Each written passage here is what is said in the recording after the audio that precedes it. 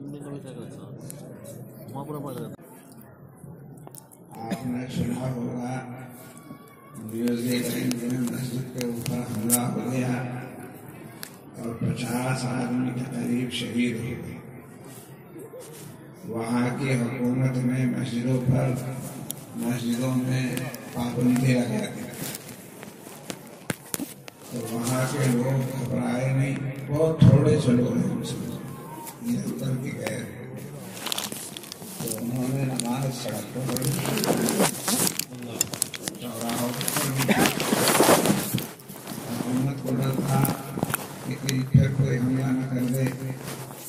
خیال رکھا مسلمان کو نہیں جانے کے. جب ان کے 50 آدمی شہید ہو گئے تو جانے کے ہی نہیں, لیکن ساری دنیا نے دیکھا کہ وہ تو پھر بھی جا رہے اور بغیر سیکورٹی کے نماز پڑھ رہے. تو ذرا ان کا دل گردہ دیکھیے, ان کے جذبات دیکھیے, ان کی محبت اسلام دیکھیے کہ ان کے آدمی مر گئے لیکن پھر بھی وہ ہٹائے نہیں ہٹ رہے اور سڑکوں پہ نماز پڑھنی شروع کر. اس کا نتیجہ نکلا کہ وہاں کی عیسائی آبادی نے مسلمانوں کی حفاظت سے وہ نماز پڑھتے ہیں تو گھیرا باندھ کر کے کھڑے ہوتے کہ ان کے اوپر کوئی اٹیک نہیں. تو یہاں بیٹھ جانا, یہ بڑے بڑے بزرگان دین جو آئے ہوئے ہیں ان کی بات سن لینا اتنا مشکل کام نہیں ہے, اتنی تکلیف کا کام نہیں ہے جتنا جان دیتے ہیں. اس لیے بیٹھ کر کے بات سنیں, تمہارے بڑوں کی بات اور میں زیادہ دیر بات نہیں کر سکوں گا اس لیے کہ آپ کو دیکھ رہا ہے کہ گلا خراب, آواز خراب ہو رہی ہے. یہ پھٹا ڈول کتنی دیر بیٹھ سکے, تھوڑی سی دیر, لیکن حکم ہے اور ان کا تعلق ہے, محبت ہے, آپ سے تعلق اور محبت ہے. بہت جنہوں نے اصرار کیا ورنہ میں آج تک ان سے معذرت کرتا رہا, میرا گلا خراب ہے, میں کیا کروں بات کریں, لیکن پھر اس کا اصرار کرتا رہا. اب جب میں آ گیا ہوں تو میری بات سن. جی الحمدللہ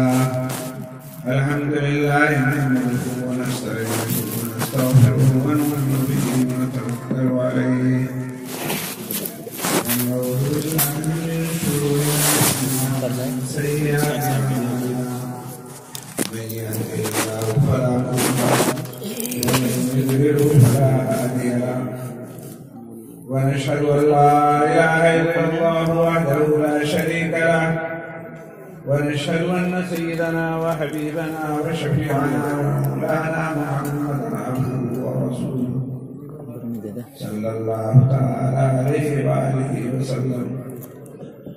اللهم ألهمنا مراشد أمورنا وأعذنا من شرور أنفسنا ومن سيئات أعمالنا. اللهم صل وسلم رب اشرح لي صدري ويسر لي امري واحلل عقدة من لساني.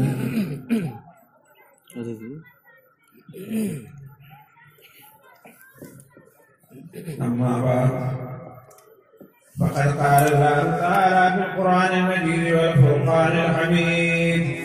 اعوذ بالله من الشيطان الرجيم. بسم الله الرحمن الرحيم.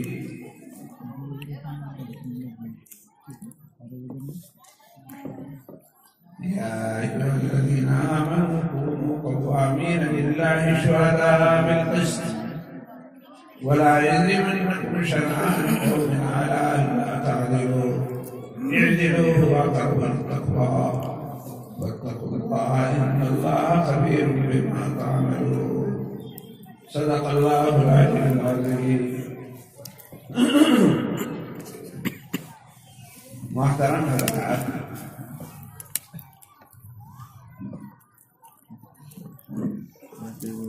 مثل مشہور ہے کہ درخت اپنے پھل سے پہچانا جاتا ہے. صاف سیدھی سی بات کروں گا, تھوڑی سی بات کروں اور سنیں کم.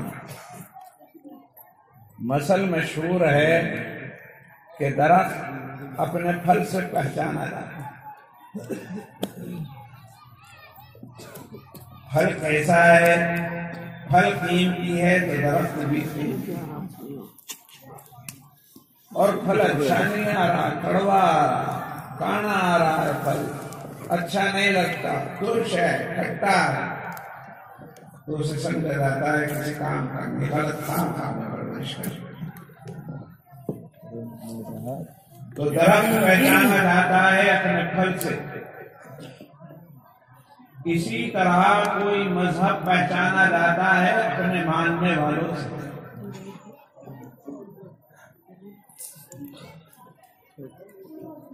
کسی مذہب یا کسی عقیدے کے ماننے والے کیسے لوگ ہیں، اچھے لوگ ہیں یا برے لوگ ہیں، اس سے انہیں پہچانا جاتا ہے کہ یہ مذہب کیسا ہے۔ اللہ رب العزت نے اسلام کو بھیجا، قرآن بھیجا، لیکن اس سے پہلے بھی اللہ نے آسمان سے کتابیں نازل کی، تورات نازل کی، انجیل نازل کی، زبور نازل کی، اس کے علاوہ بھی بہت ساری کتابیں نازل کی گئی۔ بہت سارے نبی آئے، ان کے ماننے والے بھی تھے۔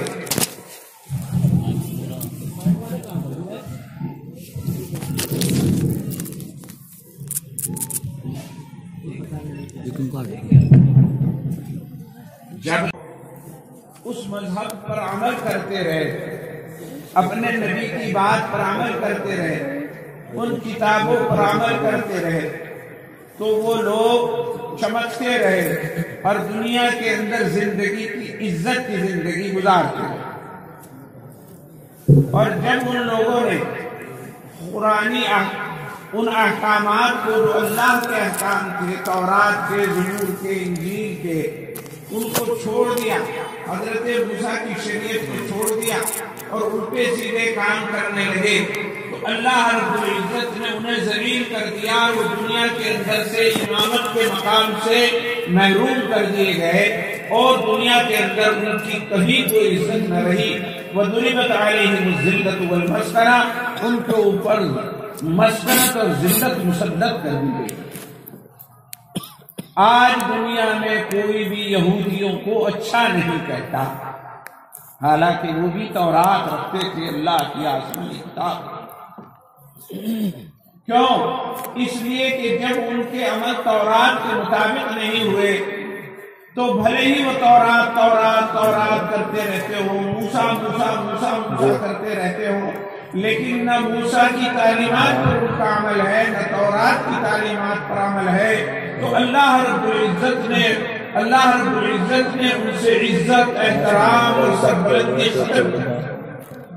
دنیا کے اندر وہ ذلیل و خوار، وہ کس طرح ذلیل و خوار ہے اس تفصیل میں جانا نہیں۔ قرآن کہتا ہے وَضُرِبَتْ عَلَيْهِمُ الذِّلَّةُ وَالْمَسْكَنَةُ، کہ ہم نے ذلت و مسکنت ان کے اوپر مسلط کی۔ ایک چھوٹی سی بات کو آپ سمجھ لیجیے،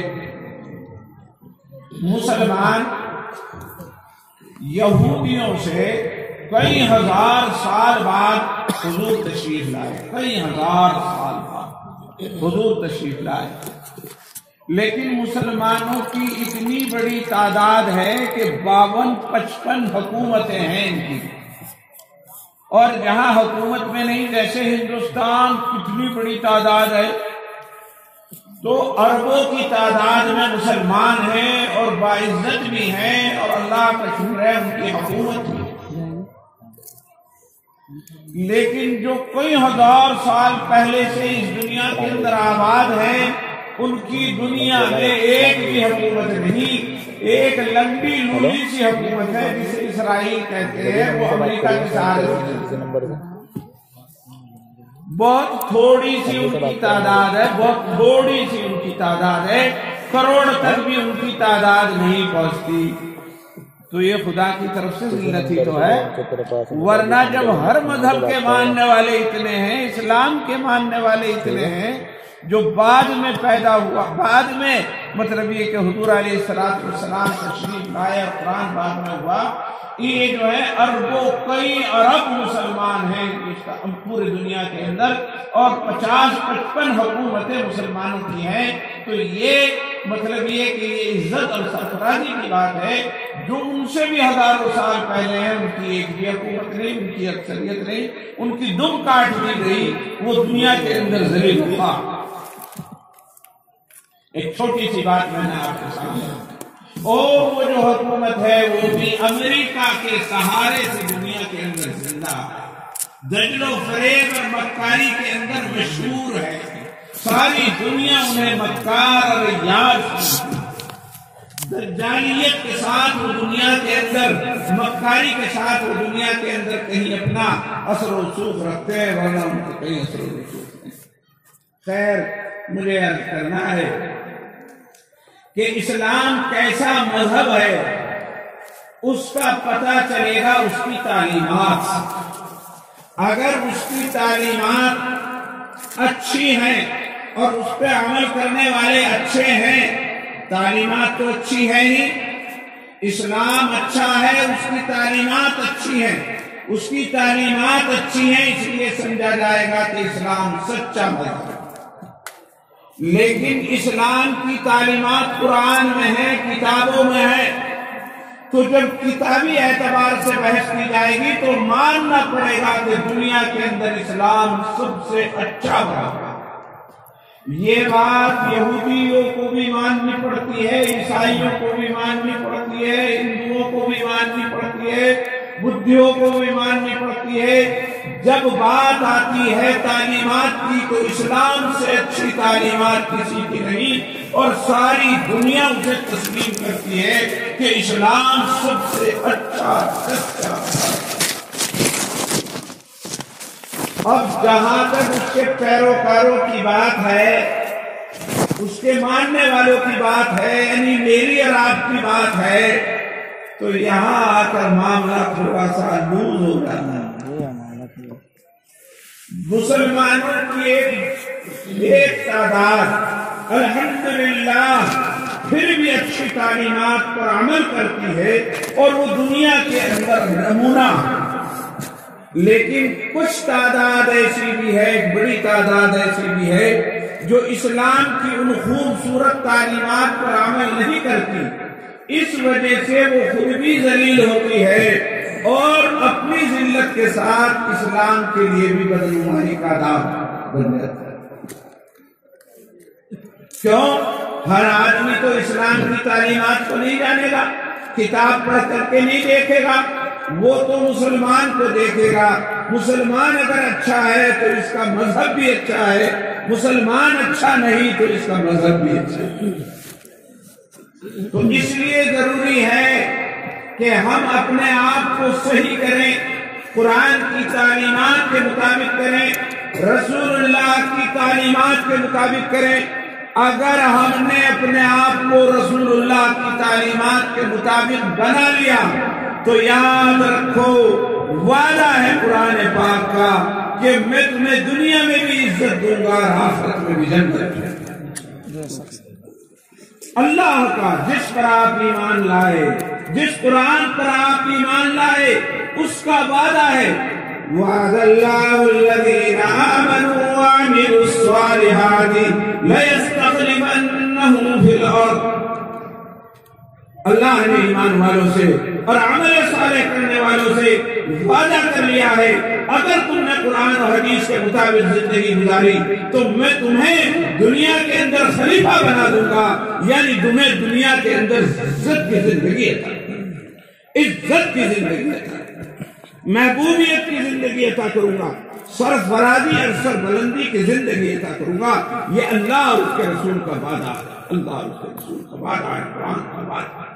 اگر آپ اللہ پر ایمان رکھتے ہیں، قرآن پر ایمان رکھتے ہیں، رسول اللہ پر ایمان رکھتے ہیں، تو قرآن کہہ رہا ہے کہ اگر تم نے قرآن کے مطابق عمل کیا تو میں تمہیں سربلندی عطا کروں گا وَأَنْتُمُ الْأَعْلَوْنَ إِن كُنتُم مُؤْمِنِينَ، تم ہی سربلند رہو گے، تم ہی باعزت رہو گے، تمہاری ہی حکمرانی رہو گے اگر تم صحیح معنی میں مومن ہوئے اور قرآن و حدیث پر تم نے عمل کیا۔ تو بہرحال اسی بات کو بتانے کے لیے، اسی بات کو سمجھانے کے لیے کہ ہماری جو ذلت ہے یہ ذلت کس وجہ سے ہے، یہ ہماری ذلت قرآن کو چھوڑنے کی وجہ سے ہے، قرآن کو چھوڑنے کی وجہ سے ہے، سنت کو چھوڑنے کی وجہ سے ہے، دین کو چھوڑنے کی وجہ سے ہماری ذلت ہے۔ بات کو سمجھانے کے لیے اور یہ بات بتانے اور جتانے کے لیے کہ ساری سربلندی اگر چاہتے ہو، کامیاب زندگی اگر چاہتے ہو تو قرآن و حدیث کو اپناؤ۔ انہی سی باتوں کو بتانے اور جتانے کے لیے یہ مجلسیں منعقد کی جاتی ہیں اور یہ جلسے منعقد کیے جاتے ہیں کہ کچھ علماء ربانی اور حقانی آئیں اور ہمیں سمجھائیں اور ہماری آنکھوں کو کھولیں اور جو پردہ پڑا ہوا ہے اسے اٹھائیں۔ میرے بزرگوں، اگر اسلام کا عمل کرو گے تو اللہ تمہیں عزت دے گا، سبحان، پہلے بھی دی ہے اور اب بھی دی، پہلے بھی دی ہے۔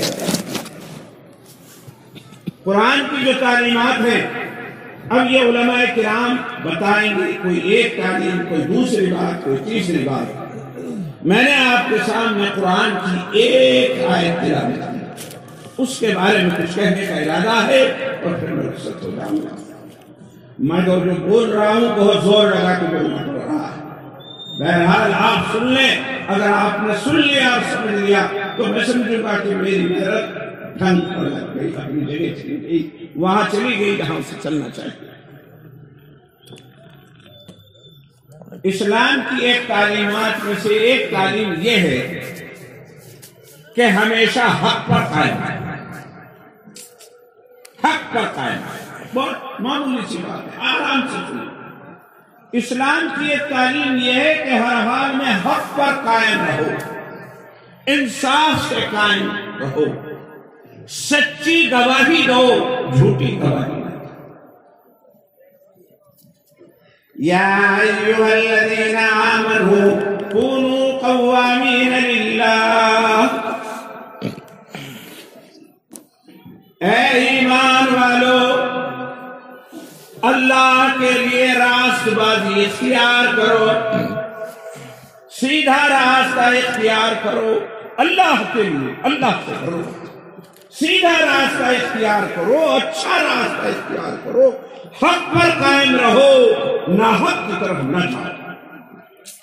یا ایھا الذین آمنوا کونوا قوامین للہ شہداء بالقسط، اور سچی گواہی دینے والے بنو، کبھی بھی تمہیں کوئی جھوٹ مت بتانا۔ ایسا نہ ہو کوئی تمہیں پیسے دے دے اور پیسے دے کے تمہیں ناحق پر کھڑا کر دے، ہرگز تم میں ایسا نہ ہونا چاہیے کہ تم پیسے کے لالچ میں، زمین کے لالچ میں، جائیداد کے لالچ میں، پارٹی کے لالچ میں، ووٹ بنانے کے لالچ میں غلط بات کا مطالبہ کر لو۔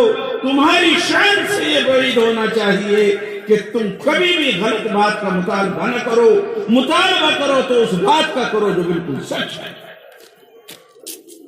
سچی بات پر قائم رہو، حق پر قائم رہو، کبھی بھی باطل کے اوپر نہ کھڑو۔ اور پھر عظیم میں تو نہیں غلط بات کا مطالبہ کرتا، ایسا ہونا ہی نہ چاہیے کہ آپ کسی کی زمین دبا لیں، ایسا ہونا ہی نہ چاہیے کہ آپ کسی کو قتل کر دیں، ایسا ہونا ہی نہ چاہیے کہ آپ کسی پر ناجائز دعویٰ کر دیں، یہ ہونا ہی نہ چاہیے۔ یہ مسلمان کی شان سے بہت بڑی ہے۔ یا ایھا الذین آمنوا کونوا قوامین للہ، اے ایمان والو اللہ کے لیے راست بازی اختیار کرو، بالکل حق پر رہو۔ کیا جھوٹا دعویٰ کر دینے والا حق پر ہوتا ہے؟ زمین دبا کر اس کا دعویٰ کر دینے والا حق پر ہوتا ہے؟ کیا کسی کی جیب کترنے والا حق پر ہوتا ہے؟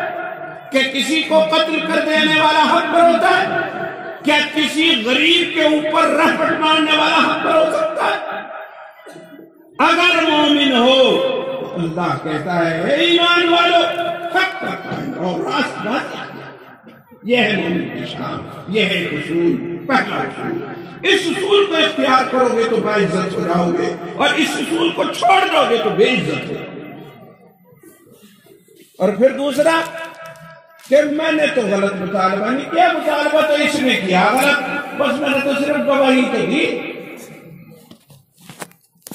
کبھی کبھی ایسا ہوتا ہے کہ میں نے قتل نہیں کیا، قتل اس نے کیا اور گواہی میں نے دے دی کہ اس نے کیا قتل وغیرہ وغیرہ۔ شہداء بالقسط کونوا شہداء بالقسط، اے ایمان والو سچی گواہی دینے والے بنو، چونکہ جھوٹی گواہی دینے والا مردود ہے، جھوٹی گواہی دینے والا اللہ سے لڑ رہا ہے، جھوٹی دینے والا ظلم کو مضبوط کر رہا ہے، حق کے خلاف تھا۔ کیا مطلب؟ میں کہہ رہا قسم کھا کہ یہ تو ان نے کرا، حالانکہ کرا تھا کسی اور،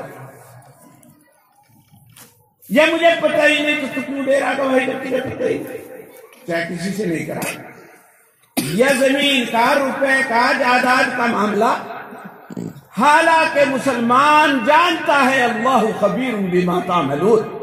آگے آیت میں آیا اللہ ہر چیز سے واقف ہے، عالم الغیب والشہادہ ہے، ظاہر کو بھی جانتا ہے، باطن کو بھی جانتا ہے، اندھیرے میں جو کچھ ہے اسے بھی جانتا ہے، روشنی میں جو کچھ ہے اسے بھی جانتا ہے۔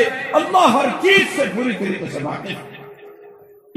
جب اللہ ہر چیز سے واقف ہے، تیرا یقین ہے، تو پھر جھوٹ بول کر اللہ کو دھوکہ دے رہا ہے لوگوں کو، جھوٹ بول کر اللہ کی قسم حلف اٹھاتا ہے عدالت کے اندر، اور قرآن پر ہاتھ رکھتا ہے، اور قرآن پر ہاتھ رکھ کر کے یوں کہتا ہے میں جو کچھ کہوں گا سچ کہوں گا، یعنی اللہ کو دھوکہ دے رہا ہے۔ اللہ تو جان رہا ہے کہ معاملہ یوں ہے، اور میں گواہی دے رہا ہوں کہ معاملہ یوں ہے، تو اللہ کو حاضر و ناظر جانتے ہوئے بھی، اللہ کو عالم الغیب والشہادہ جانتے ہوئے بھی یہ جھوٹی گواہی کیسے ہے؟ اگر جھوٹی گواہی دے رہا ہے تو اس کا مطلب یہ ہے کہ اللہ کو حاضر و ناظر نہیں مانتا، عالم الغیب والشہادہ نہیں مانتا، اللہ ہر چیز سے واقف ہے۔ اگر اس کے اندر ایمان ہوگا اور جانتا ہوگا کہ اللہ عالم الغیب والشہادہ ہے، اور اس نے پھر جان بوجھ کر کے غلط قسم کی گواہی دی، تو یاد رکھو وہ رب ذوالجلال اگر اسے بے عزت کر دے اور اسے توڑ پھوڑ دے اور اسے کہیں اور میں پھنسا دے اور اسے اس کی تمام مطلب یہ کہ گناہوں کی سزا دے دے تو کیا بھائی؟ تو مومن کبھی بھی جھوٹی گواہی نہیں دے گا اور غلط قسم کا کوئی دعویٰ اور مطالبہ نہیں کرے گا۔ یہ اللہ نے کہا ہے، قرآن نے کہا ہے، رسول یا ایھا الذین آمنوا کونوا قوامین للہ شہداء بالقسط ولا یجرمنکم شنآن قوم علی الا تعدلوا، کسی قوم کی دشمنی تمہیں اس بات پر نہ ابھار دے کہ تم ناحق بات کرنے لگو اور عدل کو چھوڑ دو۔ ایسا نہ ہونا چاہیے، ایسا نہ ہونا۔ میری دشمنی چلی میری دشمنی چلی آ رہی تھی، اب یہ پھنس گیا، مجھے موقع مل گیا، میں نے دشمنی کی وجہ سے اپنا ٹھا کر کے جھوٹی گواہی دے دی۔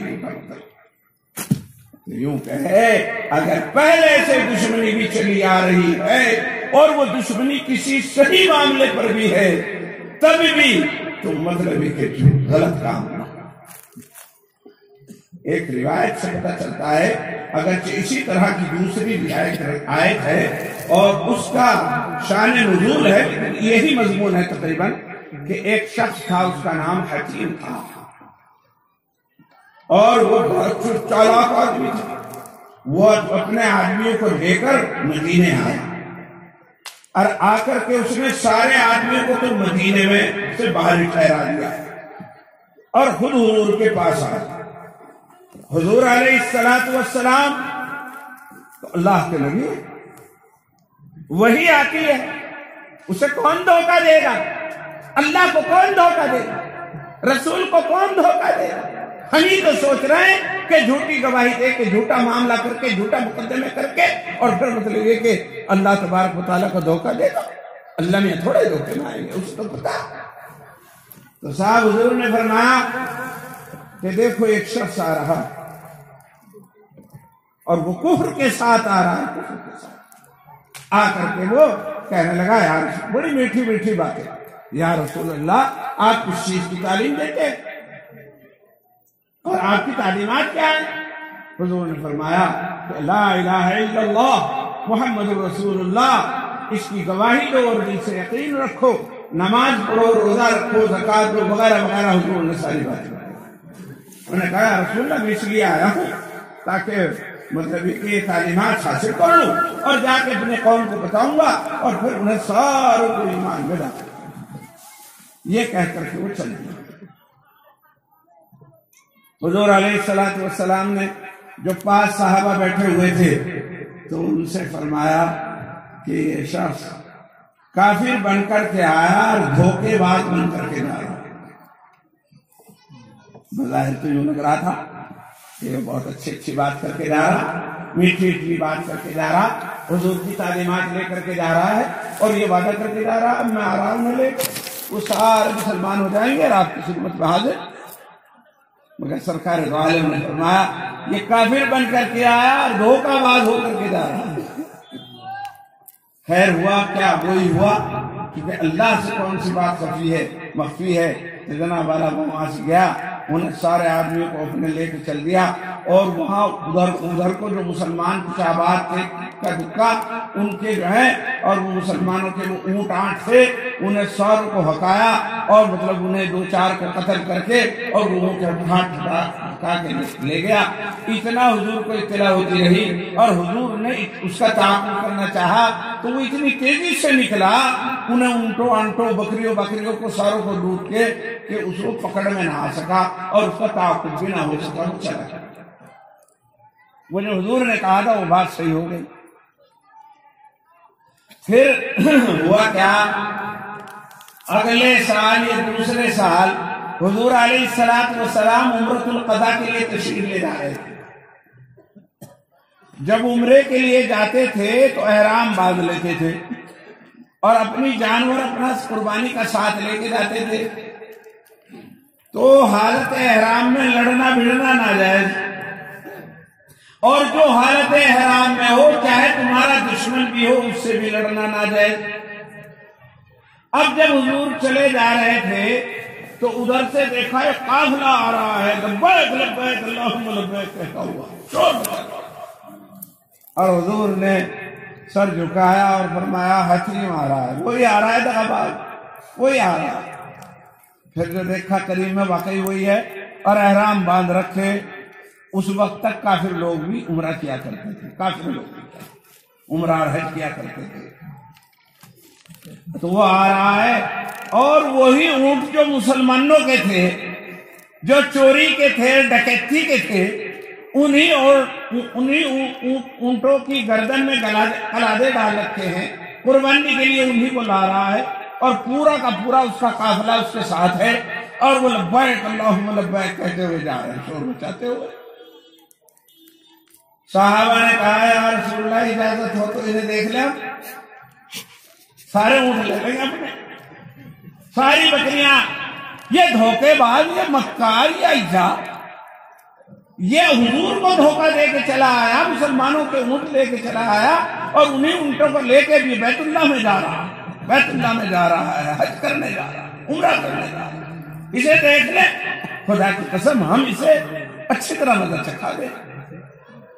تو حضور نے فرمایا کہ غداری کرنا ان کی شان ہے، ہماری شان ہے۔ ہمیں تو حکم یہ ہے کہ جب کوئی حالت احرام میں ہو تو اس کے اوپر حملہ نہ کرو۔ ہمارے حکم تو ہمارے یہاں تو انصاف کا تقاضا یہ ہے کہ ہم اپنے اصول پر قائم رہیں گے، اور ہمارا اصول یہ ہے کہ حالت احرام میں جو خانہ کعبہ کو جا رہا ہے اس کے اوپر حملہ نہیں کریں گے، اگرچہ تمہیں اس کے ساتھ دشمنی ہے، لیکن یہ دشمنی تمہیں اس بات پر نہ ابھار دے کہ تم عدل و انصاف کے دائرے سے ہٹ جاؤ۔ اس کو قرآن نے کہا وَلَا کیا کہا كونوا قوامين لله شهداء بالقسط ولا يجرمنكم شنآن قوم على ألا تعدلوا اعدلوا هو أقرب للتقوى۔ اے ایمان والو، راست بازی پر حق پر قائم رہو، جھوٹی گواہی نہ دو، اور کسی قوم سے اگر تمہاری دشمنی ہو تو اس دشمنی کی وجہ سے تم ان کے ساتھ بھی ناانصافی نہ کرو، انصاف کرو۔ انصاف کرنا ہی اصل تقویٰ ہے، اور تقوی کی جزا جنت ہے، اور تقوی کی جزا اللہ کا قرب ہے، اور تقوی کی جزا اللہ رب العزت کی عنایت ہے۔ تقوی کی وجہ سے اللہ رب العزت حکومت عزت عطا فرماتے ہیں۔ اللہ کے رسول نے قرآن میں فرمایا کہ اگر دشمنی بھی ہو، اور دشمنی جائز وجہ سے تھی، اس نے ہمارے ساتھ دھوکہ کیا تھا، اس نے دھوکہ کیا تو کیا کرے، لیکن ہم جو ہے اس کے ساتھ دھوکہ نہیں، ہم دھوکہ نہیں کریں گے، لڑائی لڑیں گے، قانون کی لڑائی لڑیں گے، ویسی جس طرح بھی ہوگا اسے لڑائی کو لڑیں گے اور اپنا حق حاصل کریں گے، لیکن دھوکہ نہیں کریں گے، جھوٹی گواہی نہیں دیں گے، انصاف پر حق پر۔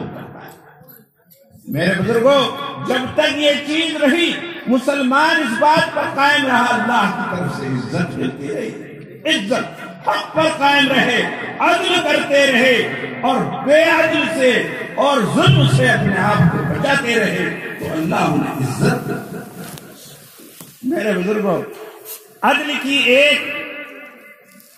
ایک واقعہ یاد آتا ہے۔ حضرت عمر فاروق رضی اللہ تعالی عنہ وارضاہ، ان کا نام تو سنا ہوگا، خلیفہ راشد ہے۔ حضور نے فرمایا لو کان بعدی نبیا لکان عمر، اگر میرے بعد کوئی نبی ہوتا تو عمر جدھر کو چلے جاتے تو شیطان بھاگ۔ حضرت عمر رضی اللہ تعالیٰ عنہ کے زمانے میں بہت فتوحات ہوئی، بہت سارے ملک اسلام میں داخل ہوئے۔ ایران ایک بہت بڑا ملک ہے، فارس ایران، جس کا نام آپ سنتے رہتے ہیں، وہ بھی حضرت عمر کے زمانے میں فتح ہوا۔ تو بادشاہ ایران بہت بڑا بادشاہ تھا، اور بہت بڑی مملکت اور بہت طاقتور ملک تھا، جیسے امریکہ اور روس، اس کی طاقت تھی اس وقت۔ لیکن اللہ رب العزت کا فضل کہ حضرت عمر نے جو قرآن کی تعلیمات پر عمل کرتے تھے، اور قرآن کی تعلیمات کو ایک انچ بھی چھوڑنے کے لیے تیار نہ تھے، ان کے ہاتھوں پر اللہ نے ایران کو فتح کیا۔ تو ایران کا بادشاہ تھا جس کا نام تھا یزدجرد، اس کا ایک وزیر تھا بہت بڑا، اس کا نام تھا ہرمزان، وزیر، گورنر اور سپہ سالار۔ یہ ہرمزان بہت چالاک تھا، بہت مکار تھا، بہادر بھی تھا، اور حقیقت یہ ہے وہ تو اسلام تھا ہی ایسے اصول کی بنیاد پر کہ کسی کی کچھ چل ہی نہیں رہی تھی، ورنہ بہادر بہت عیار بھی تھا، اور فنون حرب سے، لڑائی کے فنون سے واقف بھی تھا۔ تو یہ کئی دفعے پکڑا گیا۔ حضرت ابو عبیدہ بن جراح غالباً، یا حضرت بہرحال ایک صحابی، انہوں نے اس کو گرفتار کیا، اور اس نے معاہدہ کر لیا کہ ہم نے کچھ نہیں کرنے کا، اور میں ٹھیک ہے، اسے چھوڑ دیا۔ لیکن پھر وہ کہیں چلا جاتا، لوگوں کو اکٹھا کر لیتا اور پھر لڑائی لڑ لیتا۔ اس طرح اس نے کئی مرتبہ دھوکہ دیا۔ حضرت عمر کو اطلاع ملتی رہتی تھی میدان جہاد کی، حضرت عمر کو اطلاع ملی کہ ہرمزان مسلمانوں کو بار بار دھوکہ دے رہا ہے، اور جب بھی لڑائی ہو تو کچھ نہ کچھ تو مسلمان بھی شہید ہوتے تھے، جب دشمن مرتا تھا لیکن مسلمان بھی کچھ نہ کچھ شہید ہوتے تھے۔ تو حضرت عمر کو بڑا افسوس ہوتا تھا، ایک مسلمان کے مرنے سے شہادت سے بھی انہیں تکلیف ہوتی تھی۔ تو حضرت عمر نے کہہ دیا کہ اب کہ اگر یہ ہاتھ آ جائے تو تمہیں اس سے کوئی معاملہ نہیں کرنا، اسے میرے پاس بھی ہرمزان۔ تو صاحب اللہ کا کرنا ایک وہ پھر گرفتار ہو گیا۔ جب گرفتار ہو گیا تو مسلمان سپہ سالار نے اسے ایک دستے کے ساتھ، ایک جماعت کے ساتھ مدینے کے لیے بھیج دیا۔ اب یہ گورنر ہے، سپہ سالار ہے، اعلیٰ قسم کے کپڑے ہیں، سر پر تاج ہے، لیکن افسوس مسلمانوں کے ہاتھوں اتنی درگت ہو گئی، کئی دفعے سے شکست ہو چکی ہے۔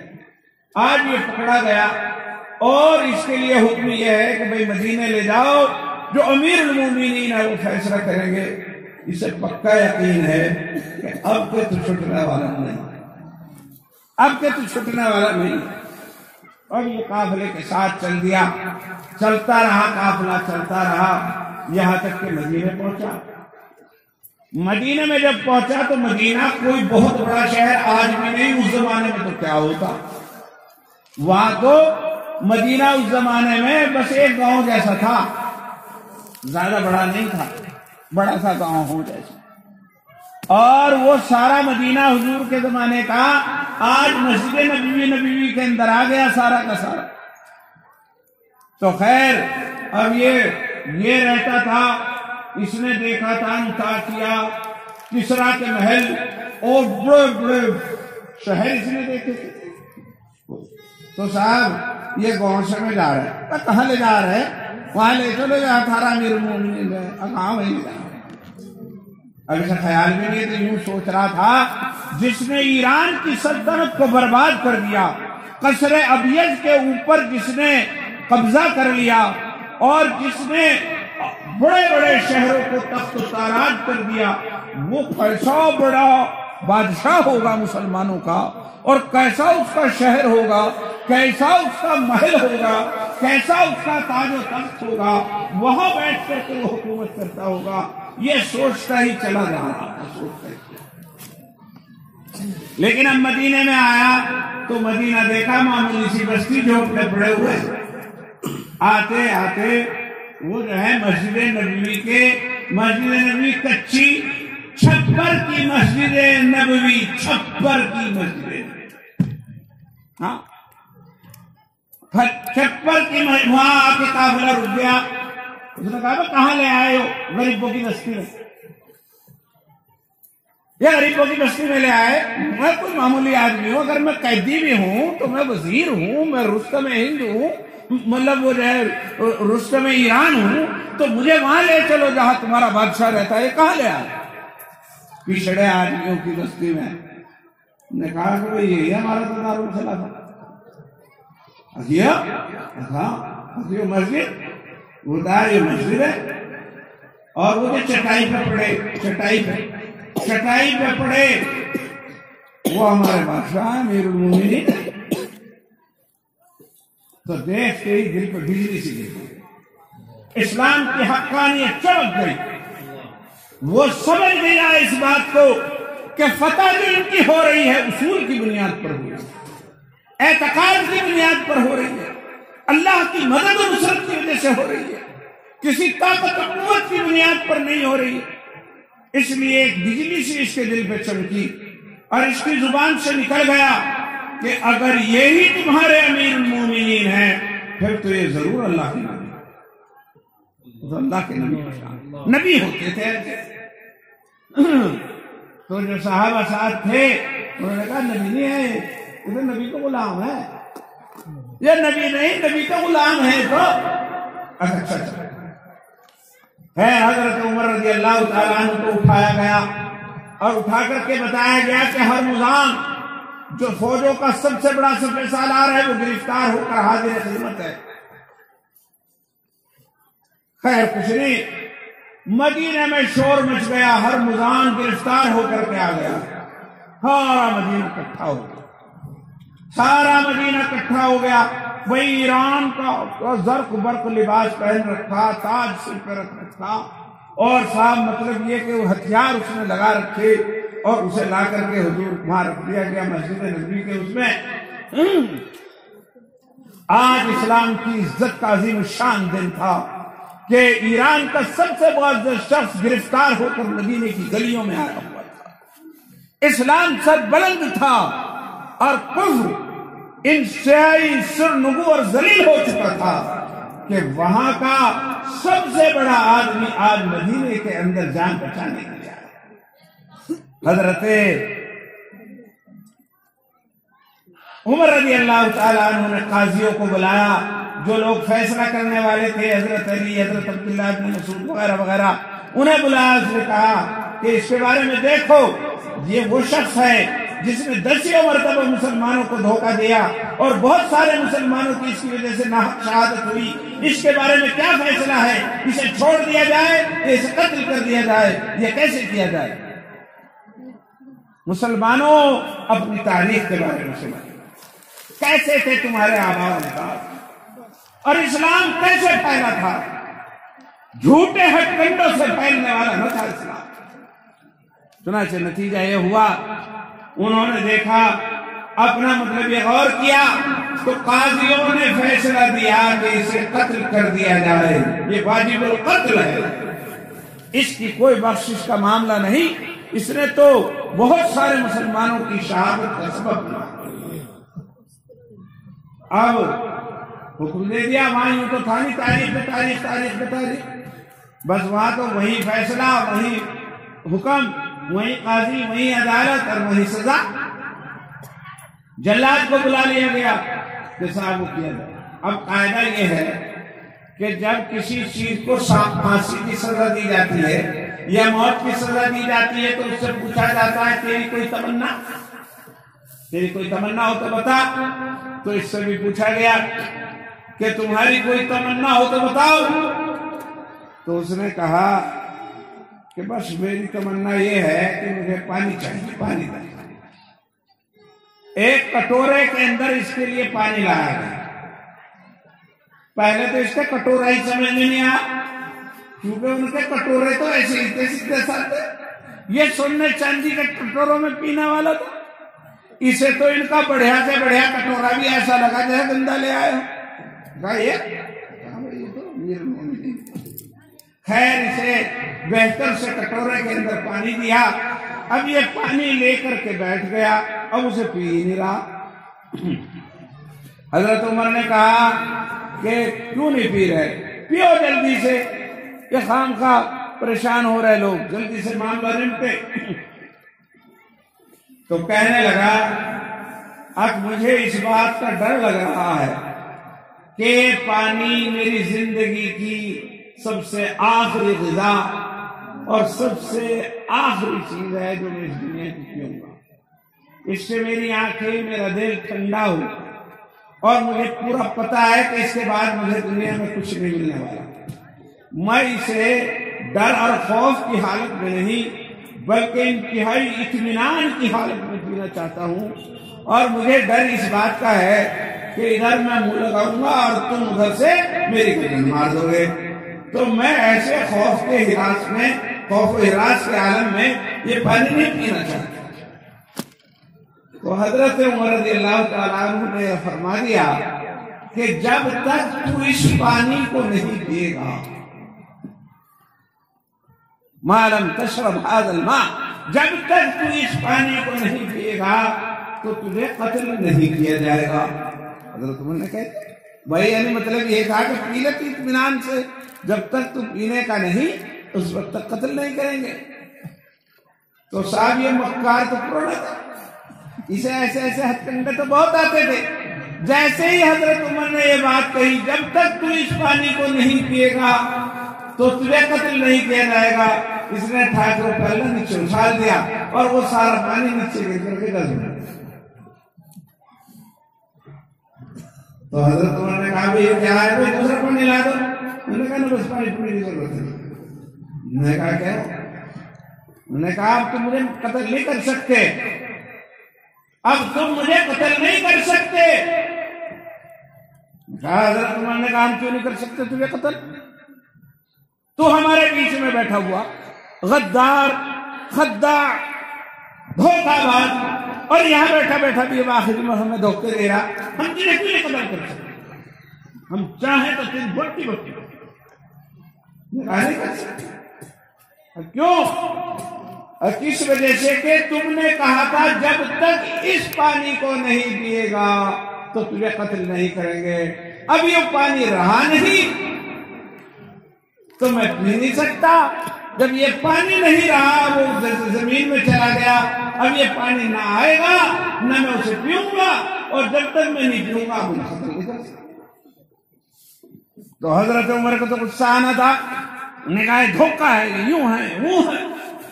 لیکن تمام صحابہ کرام موجود تھے. انہوں نے کہا ہے امیر المومنین، اب آپ واقعی سے قتل نہیں کر سکتے، آپ سے زبان دے چکے. یہ دھوکہ باز ہے لیکن ہم دھوکہ نہیں دیتے.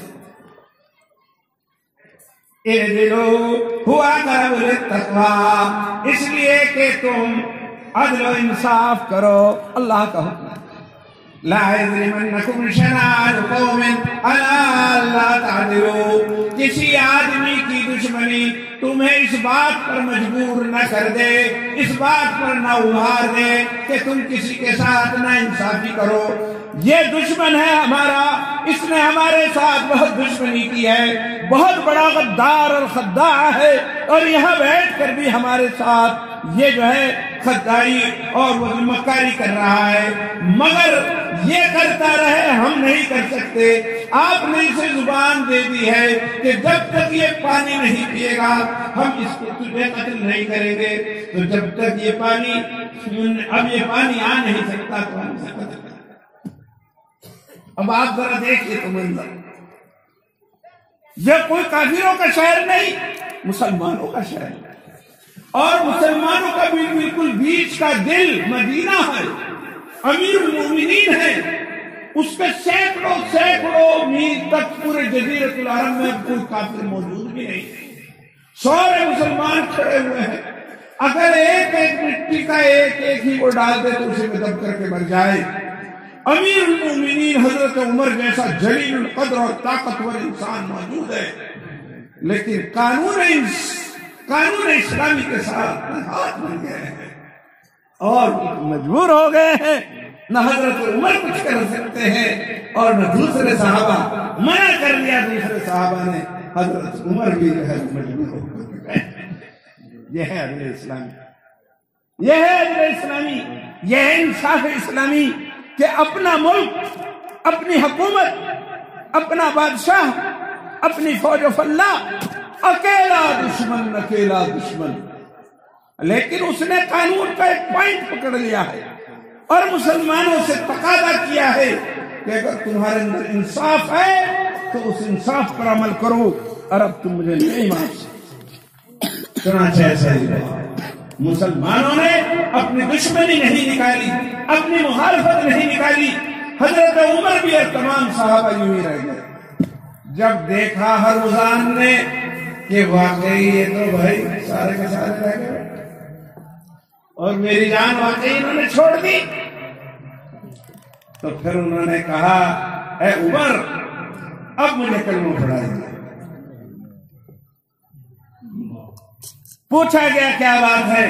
اس نے کہا کہ جب میں یہاں آیا تھا اور اس جھوپڑی کے سائے میں نے تاپ کے پڑے دیکھا تھا تو اسلام تو میرے دل میں جڑی اتر گیا تھا کہ واقعی اسلام تھا. یہ لوگ جو لڑتے پھر رہے ہیں اپنی بادشاہت چمکانے کے لیے نہیں، اپنے محلات بنانے کے لیے نہیں، اپنے لیے کرسی اور تخت بنانے کے لیے نہیں، اور اپنے بہترین کپڑے اور تاج کے لیے نہیں. اگر یہ بات ہوتی یہ دنیا کے لیے اگر کر رہے ہوتے تو یہاں بہت بڑا محل ہونا چاہیے، لیکن یہ جھوپڑے میں پڑا ہوا شخص، یہ چٹائی پر لیٹا ہوا شخص وہاں کے سارے محلات کو برباد کر رہا. تو یقیناً یہ شخص جو ہے یہ اپنے لیے نہیں لڑ رہا، یہ کپڑوں کے لیے نہیں لڑ رہا. اگر کپڑوں کے لیے لڑتا تو اس کے بدن پر کپڑے ہوتے، تاج کے لیے لڑتا تو اس کے سر پہ تاج ہوتا، اگر یہ بلڈنگ کے لیے لڑتا تو اس کے پاس محل ہوتا، مگر یہاں تو کچھ بھی نہیں. تو اس کے لیے پتہ چلا کہ اللہ کے لیے، رسول کے لیے، اپنے کلمے کے لیے، اپنی نماز کے لیے، اپنے دین کے لیے لڑ رہا ہے، یہ اور چیزوں کے لیے لڑ رہا ہے۔ اس لیے میرے دل میں یقین ہو گیا کہ یہ دین حق ہے اور آپ کسی ماننے والے ہیں۔ تو جب ایمان تو میرے ذریعے آ گیا تھا، لیکن جب میرے اوپر مقدمہ چلا تو میں نے سوچا کہ اگر اب ایمان لاؤں گا تو لوگ یوں کہیں گے موت کے ڈر سے کر رہا ہے، لوگ یوں کہیں گے موت کے ڈر سے کر رہا ہے، موت کے ڈر سے اسلام لے آ رہا۔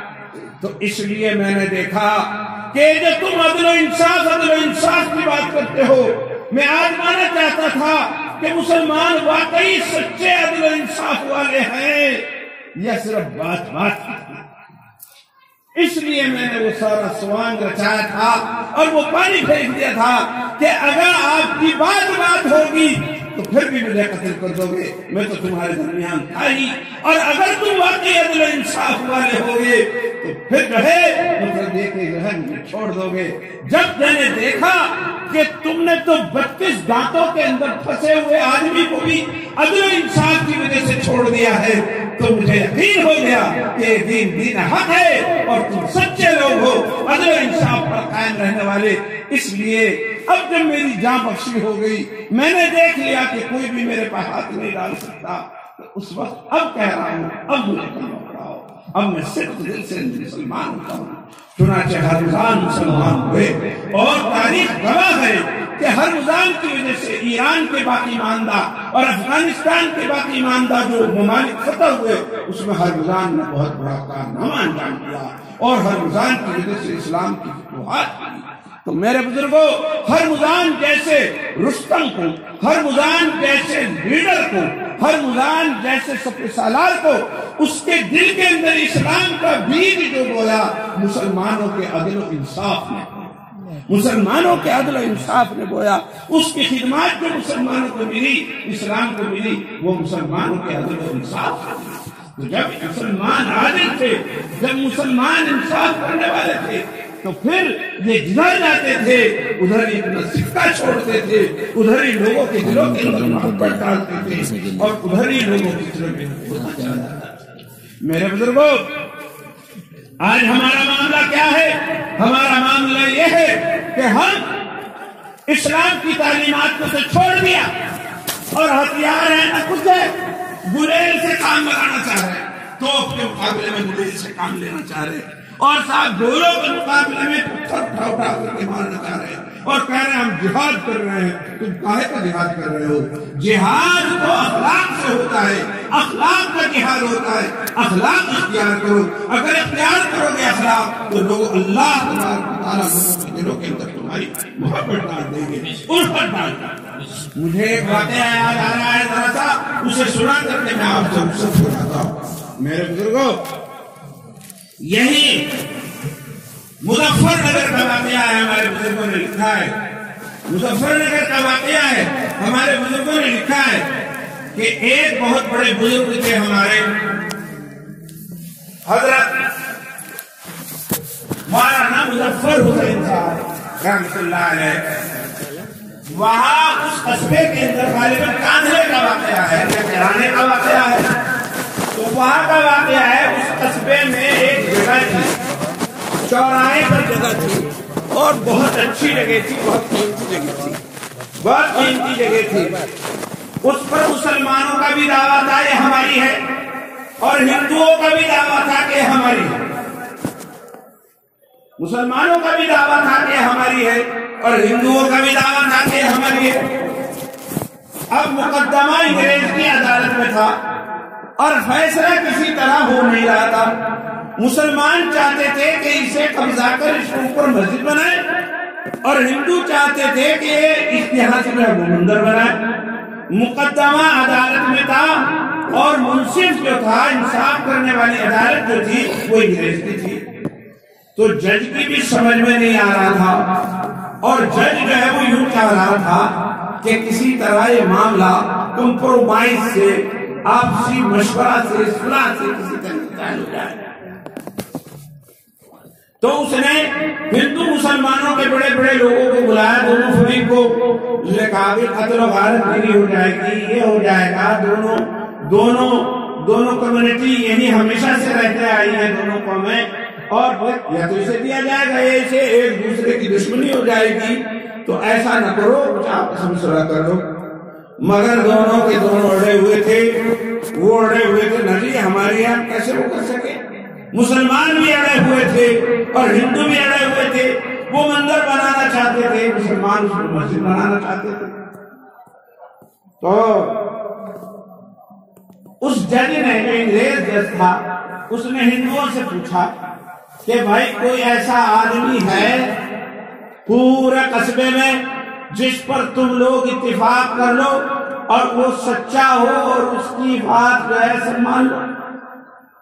تو ہندوؤں نے کہا کہ جی ہاں، یہاں مولانا مظفر صاحب جو ہے وہ پرانے بزرگ ہیں، سب لوگ ان کی عزت کرتے ہیں، ہم لوگ بھی ان کے پاس جاتے آتے رہتے ہیں دعا وغیرہ کے لیے، وہ سچے آدمی ہیں، وہ جو ہے اللہ والے آدمی ہیں،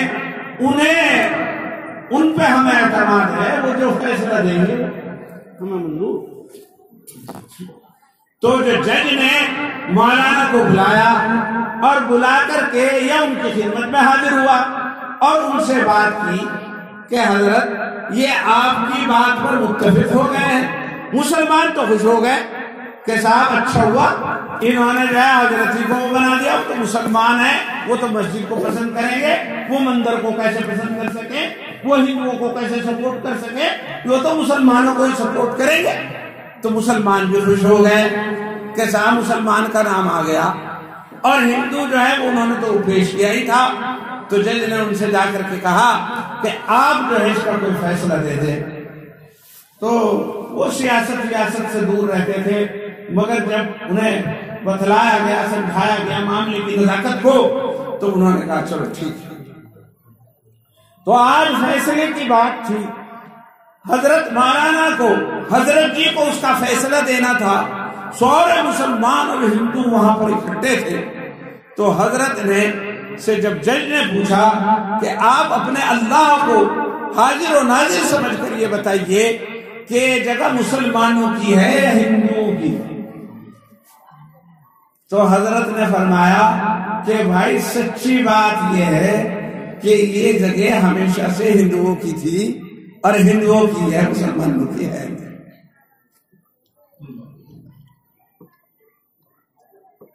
تو سارے مسلمان ششدر رہ گئے، سارے مسلمان ششدر رہ گئے، اور حاکم نے ہندوؤں کے لیے اس کا فیصلہ کر دیا کہ یہ جگہ ہندوؤں کی ہے۔ مگر انگریز جج نے یہ لکھا کہ آج اس مقدمے میں مسلمان ہار گئے مگر اسلام جیت گیا، اسلام جیت گیا۔ اسلام کس طرح جیت گیا؟ سارے ہندوؤں کے دلوں میں یہ بات آئی کہ واقعی اگر اسلام پر کوئی سچا عمل کرنے والا ہو تو وہ ہر حال میں حق بات کہتا ہے، چاہے اپنوں کے خلاف ہی نہ۔ چنانچہ جب ہندوؤں نے یہ دیکھا کہ حضرت جی کی وجہ سے بالکل صحیح پانی کا پانی اور دودھ کا دودھ ہو گیا اور یہ جگہ ہمیں مل گئی، تو انہوں نے کہا کہ آج تک تو مسلمانوں کا ناجائز دعویٰ تھا اس بات پر اور وہ اپنی طاقت سے اسے ہتھیانا چاہتے تھے، مگر جب ہمیں انصاف کے ساتھ یہ جگہ مل گئی تو ہم آج کھلے دل سے یہ جگہ مسلمانوں کو بھیٹ کرتے ہیں اور ان سے کہتے ہیں کہ وہ اس کے اندر مسجد بنائیں۔ تو بھائی اس کو لکھا تھا اس نے کہ دیکھو جج نے کہا تھا کہ مسلمان ہارے ضرور ہے لیکن اسلام جیت گیا۔ اگر مولانا بھی جھوٹ بول دیتے تو ہمیشہ کے لیے بات ہو جاتی کہ ان کا عام آدمی تو کیا آدمی، ان کا تو مولانا اور حضرت جی بھی جھوٹ بول دیتا ہے، کیونکہ جگہ تو ان کی تھی، جب حضرت نے فرمائی جگہ تو ان کی تھی، ورنہ حضرت تھوڑا ہی جھوٹ بول گئے۔ تو میرے بزرگوں، جب حق اور انصاف پر قائم رہا جاتا ہے اور عدل کیا جاتا ہے تو اس کی برکت سے اسلام پھیلتا ہے، محبت پھیلتی ہے، الفت پھیلتی ہے۔ لیکن آج ہمارا حال کیا ہے؟ ہمارا حال یہ ہے کہ ایک وہ ہمارے ہاں بیچارہ مر گیا، وہ انگور بنچا کرے تھا، سبزیاں سے انگور سے بنچا کرے تھا. تو وہ یہاں ان میں یہ جو ادھر کے گاؤں ہے یہ ڈانڈی ڈونڈی پہ ادھر بنچا کرے تھا. تو ایک دفعہ میں اور جماعت میں لگا ہوا آدمی تھا، وہ جماعت میں لگا ہوا، میں نے اس سے پوچھا، میں نے کہا تم یہی کیوں بینچو، وہاں کیوں نہیں بیچتے اپنے علاقے میں سارے ہوتا؟ تو کہنے لگا جی بس بات یہ ہے کہ ان لوگوں میں ایمان تو ہے، ان میں کوئی ایمانداری نہیں ہے، ان میں ایمان تو ہے نہیں، کہ ایمانداری ساری نہیں ہے. اور مسلمانوں میں جو ہمارے ہیں یہ کہ ایمان تو ہے ان میں، کہ ایمانداری نہیں. کیونکہ آج تک میرا ایک انگور انہوں نے اٹھا کر کے لکھا ہے. اور اگر میں اپنے قوم میں چلا جاتا ہوں اور ادھر چلا جاتا ہوں تو صاحب مطلب یہ کہ بہت آدمی پوچھے اٹھا کے کھانا پہلے شروع اور بہت سارے لے لیتے ہیں، آج تک پیسے نہیں دیتے. تو ان کے اندر ایمانداری بالکل نہیں، ایمان والی نہیں ہے. تو بھائی ایمان تو ایمانداری کا نام ہے. حضور نے فرمایا لا ایمان الا اللہ امانت اللہ، جس کے اندر امانت نہیں ہوتی، جس کے اندر امانت داری اور ایمانداری نہیں ہوتی، اس کے اندر ایمان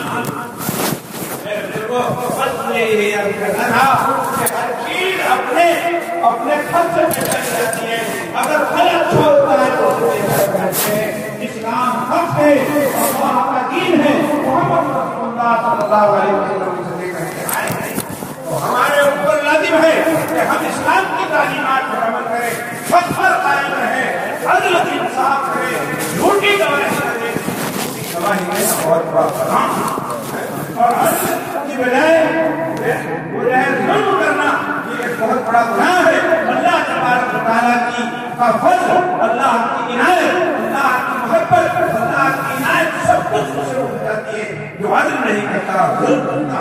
تو میرے بزرگوں یہی سمجھانے کے لیے کہ دین اسلام کے کیا تقاضے ہیں، ہمیں کس پر رہنا چاہیے اور کن چیزوں سے ہمیں بچنا چاہیے، یہ جلسہ منعقد کیے گئے. یہ جلسہ آج کا یہ جلسہ بھی اس لیے منعقد کیا گیا اور میں نے عدل و انصاف سے متعلق آپ کو کچھ باتیں بتائیں کہ حق پر قائم رہیں، کسی حال میں بھی حق سے تجاوز نہ کریں، انصاف کریں، نا انصافی نہ کریں، سچی گواہی دیں اور کبھی بھی جھوٹی گواہی نہ دیں. یہ ایک معمولی سے چند احکام تھے جو میں نے آپ کے سامنے رکھے اور اس کے بہت ساری باتیں یہ حضرات علماء کرام آپ کو بتلائیں گے. آپ کے اس وقت میں اس اسٹیج پر ہمارے انتہائی معزز مکرم قابل احترام اور قابل عزت حضرت مولانا عبدالخالق صاحب سنبری نائب محترم دارالعلوم دیوبند تشریف فرمائیں. وہ آگے ہیں، وہ آپ سے بات کریں گے. موجودگی میں میری بات کرنا ایسی بات ہے، بہرحال یہ آپ اٹھائیں گے اپنے ششتا لہجے میں اور اپنے بالکل نرم لہجے میں. میری بات تو ایسی بات ہے اور آپ اس سے پوری طریقے سے مستفید ہوں گے. حضرت مفتی ریاست علی صاحب بھی ہیں اور حضرت خاص طور پر ہمارے حضرت وہ آپ کو دین اسلام کی بہت ساری بتائیں گے. میں آپ سے درخواست کروں گا کہ آپ پوری دل جمعی کے ساتھ ان کی باتوں کو سنیں. اللہ تبارک و تعالیٰ ہمیں سبوں کو عمل کرنے کی توفیق عطا فرمائے. وآخر دعوانا